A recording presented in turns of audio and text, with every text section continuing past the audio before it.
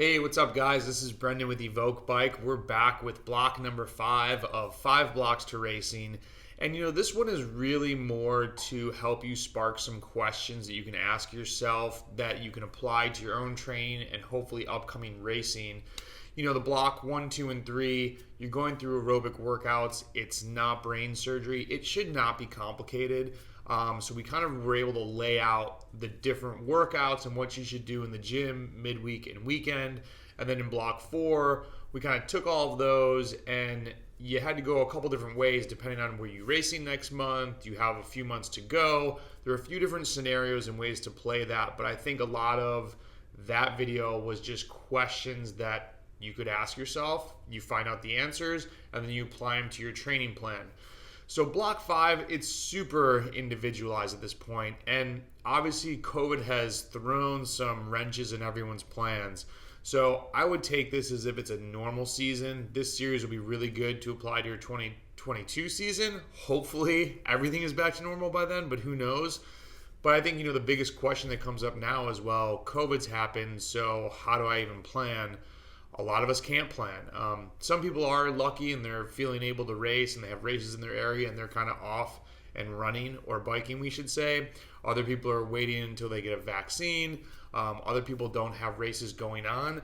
In that time, work on weaknesses or find a different way to work on strengths. Like if you think you're good at threshold, I bet if you look through like 10 to 20 minute efforts, or let's say 10 to 30 minute efforts, there's an area where you're not great at. Why is that? Have you not tested it? Are you just, for some reason, not good at it? 10's a little bit obviously more intensive than a 25-minute effort. Listen to some of the interviews of what guys are talking about, like a lot of American racing, 5 to 12-minute efforts. Go work and experiment on those. And there's plenty of ways that you can get better at things without just doing like a steady power effort. Do some over-unders. For me, I went through a period where I was doing some VO2 max stuff just to get used to doing it years ago because I'd never really fully trained it. You can experiment with different things now. There's lots of things you can do. At the end of the day, ride the bike. That's what's going to make you faster. So, block number 5, gym. I'm going to make a separate video on this. Shout out to James on Instagram who had a bunch of great questions about how he's tweaking his gym program as he gets ready to race. I believe he said in the middle of February. But 1 to 2 times per week, depending on if you have an A race coming up or if it's just B races. So I lift 2 times a week as often as I can. When you get into race season, if you lift often, I would still lift the week of. And like lift on a Tuesday if I'm racing on Saturday. Now, with the whole thing that came up about potentiation, and if you listen to the Chris Delasega interview, who works with Ashton Lambie, Ashton's trying to lift like the morning of a competition.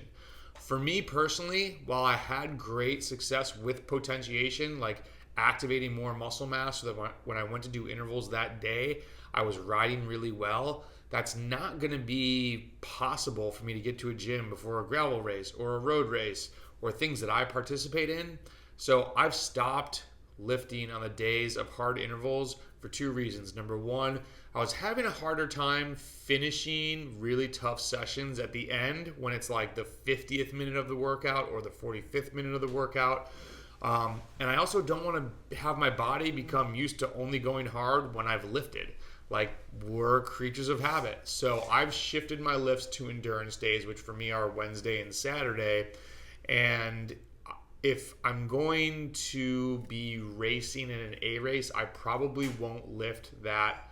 I might shift the lift to Tuesday, and I probably wouldn't lift again before that.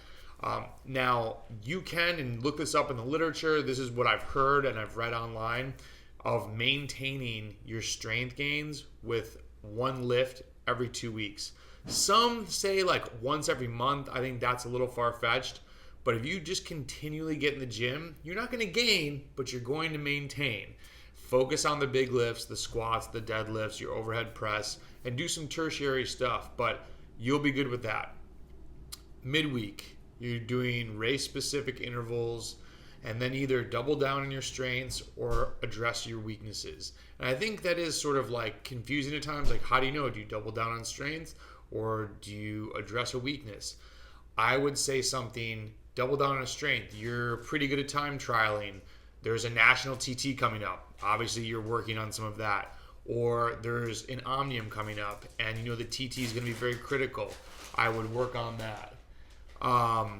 Weaknesses or race-specific things.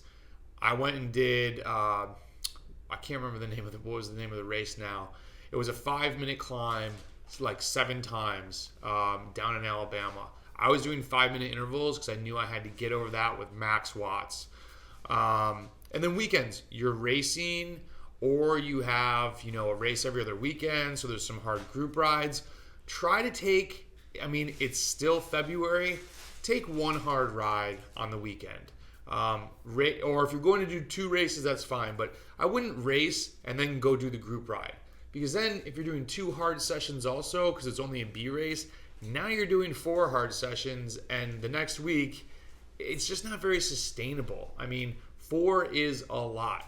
That would be more going into a recovery week. Go blast yourself like week 3. That's cool. But you really want to go be cautious on the amount that you're going hard. And so really just ask yourself to look and map out everything, and then you'll make wise choices. 2 to 3 hard sessions a week, a race or a group ride on the weekend, that definitely counts.